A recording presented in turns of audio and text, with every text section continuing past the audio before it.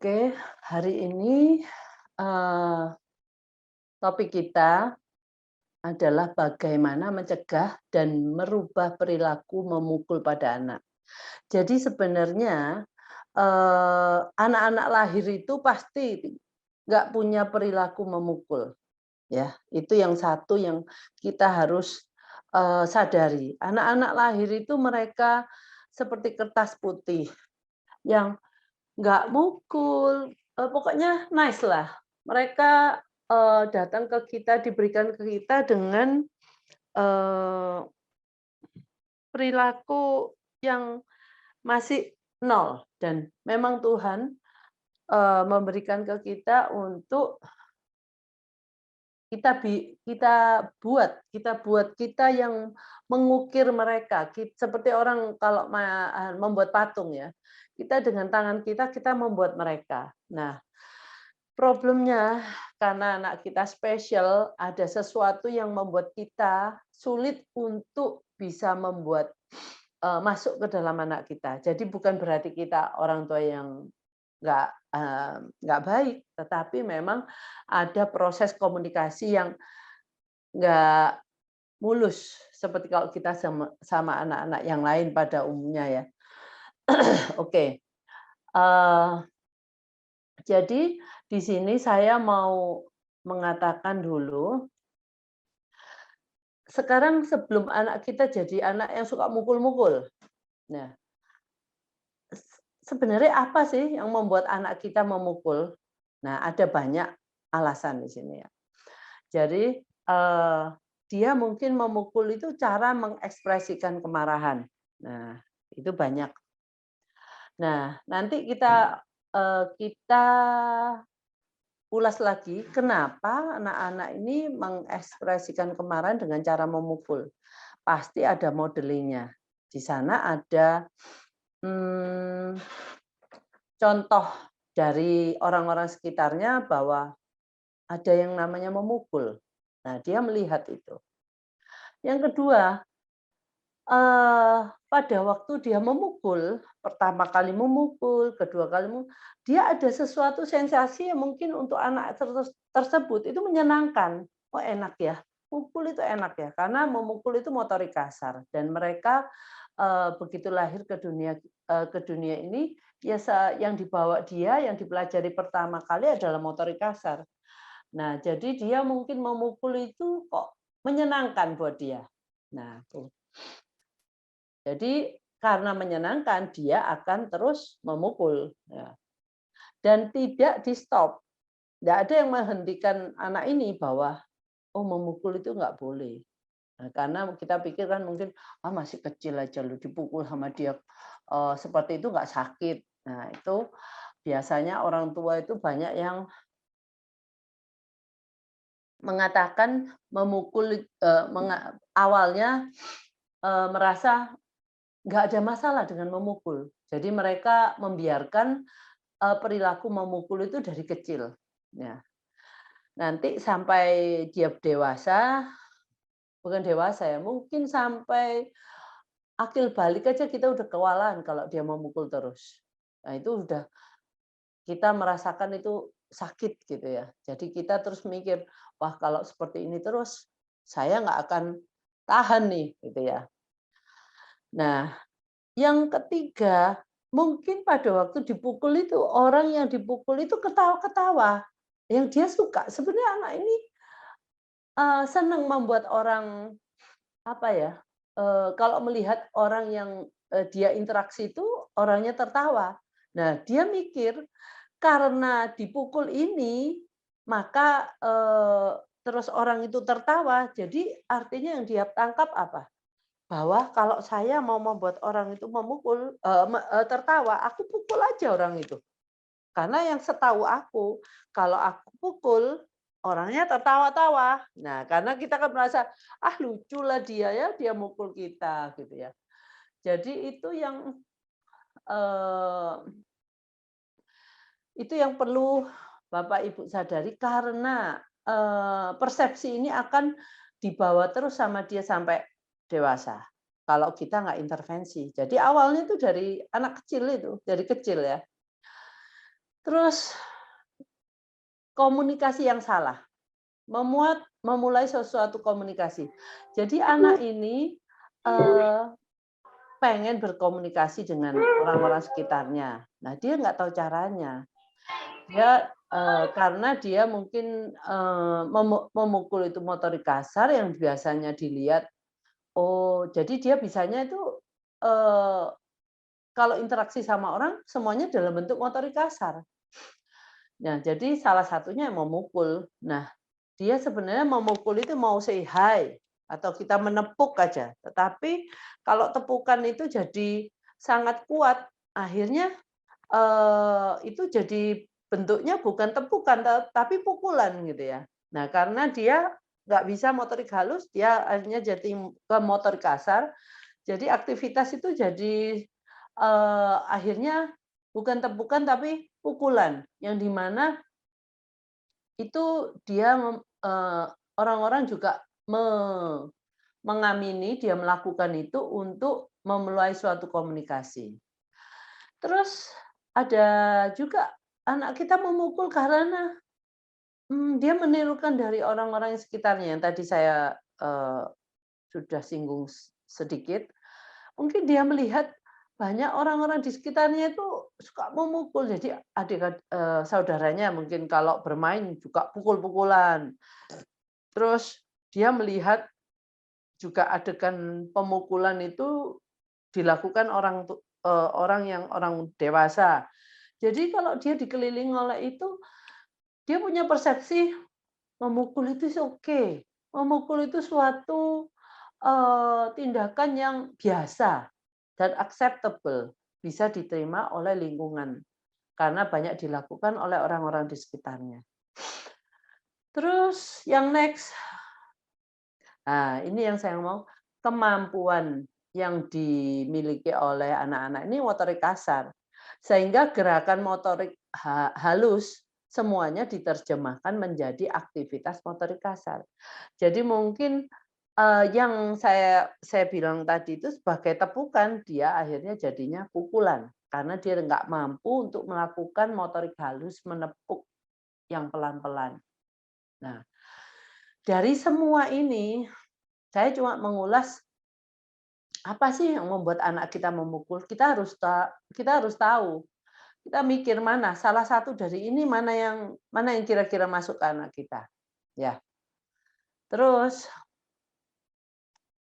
di sini sebenarnya, saya kan mau membahas memukul, tetapi saya tambahkan lagi anak yang suka membuang dan membanting barang. Nah, ini juga salah satunya membuang, membanting itu juga perilaku yang menurut saya itu harus juga dicermati dari kecil. Kalau dia, membuang hanya karena bermain, is okay, karena dia memang anak-anak ini kan karena ada permainan gitu ya. Tetapi kalau dia membuang apapun yang ada di depannya, nah itu harus kita, ini ya, harus kita stop. Jadi membuang, membanting barang, nah itu ada barang-barang yang boleh dibuang, ada barang-barang juga yang boleh dibanting. Seperti kalau membuang barang itu kita membuang tisu ke dalam tong sampah, oke. Kalau dia semua barang dibuang ke tong sampah, ya juga enggak oke. Nah, dia harus, oh yang ini yang masuk tong sampah, yang lainnya enggak masuk tong sampah. Nah, ada yang dibanting. Kalau dibanting, gerakan membanting itu ada yang memang harus ada, kita perlu gerakan membanting, karena seperti Ibu tahu nggak, bola yang kalau dibanting ke lantai, dia mengeluarkan cahaya. Nah, itu kita perlu untuk membanting itu. Karena kalau membantingnya kurang keras, dia nggak akan keluar tuh cahaya-cahaya yang berpendar dari dalam bola-bola yang bolanya tuh bening, tembus pandang, dan di dalamnya mereka memang taruh seperti baterai atau apapun ya, itu memang ada umurnya. Kalau baterainya udah habis, ya dia nggak bisa anu lagi. Atau kita harus mau memantulkan, bola, itu harus dibanting dengan cukup kuat untuk dia bisa mantul. Nah, tetapi kalau dia membanting barang-barang lainnya seperti piring, gelas yang dari kaca, nah itu nggak cocok. Nah, jadi, sebenarnya untuk anak-anak kecil itu, mereka itu membanting itu ada reason-nya. Kadang-kadang pengen tahu, kalau barang ini saya banting gimana ya? Kalau, apakah jadi, "Oh pecah," atau mungkin, "Oh ini malah mantul." Eee, jadi di sini, perlu, mmm, perlu orang tua ya memberitahu yang mana yang boleh dibanting, yang mana yang nggak boleh dibanting. Nah, terus membuang dan membanting adalah aktivitas motorik kasar, sehingga kegiatan membuang dan membanting adalah bagian dari aktivitas kesehariannya dia. Jadi karena anak-anak ini masih meskipun sudah mestinya harus bisa motorik halus, karena motorik halusnya belum berkembang, jadi semua kegiatan sehari-hari adalah kegiatan membuang dan membanting karena itu bagian dari motorik kasar. Jadi, kita nggak bisa ngomong, jangan membuang, jangan membanting." Boleh membuang dan membanting, tetapi untuk hal-hal barang yang mana yang boleh dibuang, barang mana yang nggak boleh dibuang, atau barang mana yang nggak boleh dibanting, barang mana yang boleh dibanting, gitu ya. Jadi ini perlu di diawasi dari anak-anak kecil. Jadi kita berikan informasi, oh ini yang boleh. Jadi dia tahu, bukannya kita ngomong nggak boleh membanting, nggak boleh membuang. Loh ada yang boleh dibanting, ada yang boleh dibuang, ada yang nggak boleh. Nah itu yang perlu diterangkan ke anak kita. Ya.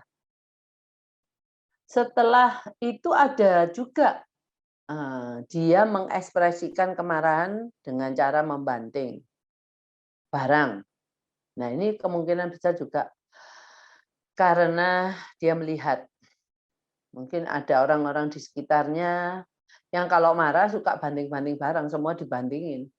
Nah, anak ini mungkin melihat, oh fun juga ya, menyenangkan juga ya kalau membanting semua barang itu, karena dia juga senang ngelihat kalau umpamanya barang pecah, biar gitu ya, wah berubah bentuk ya, dari bentuk yang solid, yang ada bentuknya sekarang terus jadi berserakan. Nah, itu juga jadi ini inputan buat mereka, ada yang mengatakan menyenangkan. Nah, memang, kita nggak bisa, eee, menghindari itu, tetapi kalau kita terus-menerus membuka komunikasi yang baik dengan anak, "Oh, nggak boleh, tidak boleh." Jadi itu dari awal sudah kita, stop. Nah, terus kembali lagi, bentar. Nah, sekarang setelah kita ngomong memukul, kita ngomong membanting, membuang, membanting, sekarang kita diskusi mengenai marah ya. Nah, apakah marah itu suatu emosi yang kita selalu ngomong negatif? Nah, sekarang pertanyaan kita, apakah marah itu kita perbolehkan?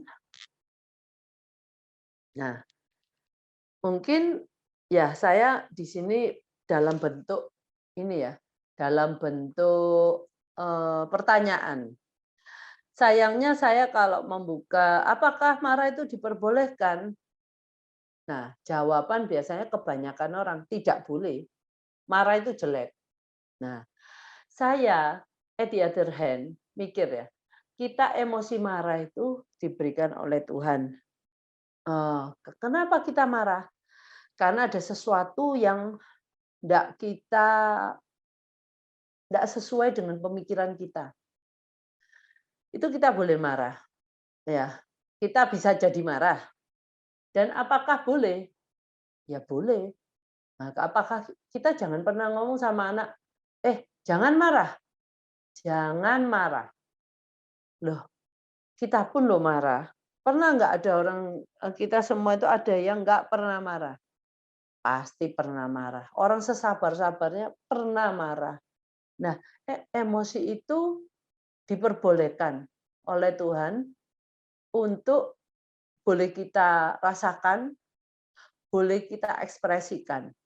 Kemarahan itu mungkin dengan cara mengomel, eee, dengan marah dengan dalam bentuk kata-kata, ya, mengeluarkan kemarahan dalam bentuk kata-kata.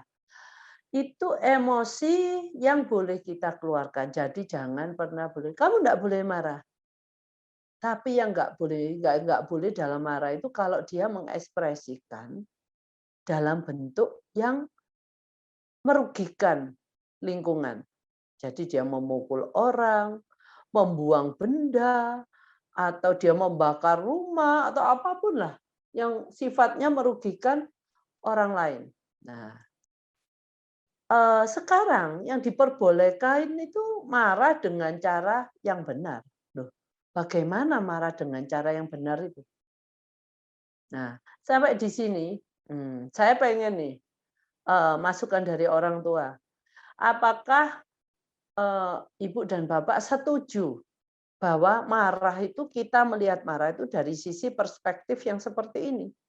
Bahwa marah itu boleh, marah itu emosi yang positif kalau dia marah yang benar. Negatif kalau dia sampai marahnya itu, merugikan sekitarnya, merugikan orang dan merugikan benda-benda yang ada di sekitarnya. Mungkin dia memecah kaca, membuang membuang benda-benda. Kadang-kadang ada anak spesial, anak teman saya, kalau dia membuang itu semua dimasukkan ke itu, di-flush ke kloset. Jadi semua barang, yang dia nggak suka dimasukin ke kloset. Nah, itu kan akhirnya kita jadi buntu, akhirnya kita mendapatkan kesulitan. Mana mana ada kloset yang tahan dikasih semua barang yang tidak seharusnya masuk ke sana. Pasti itu akan jadi masalah.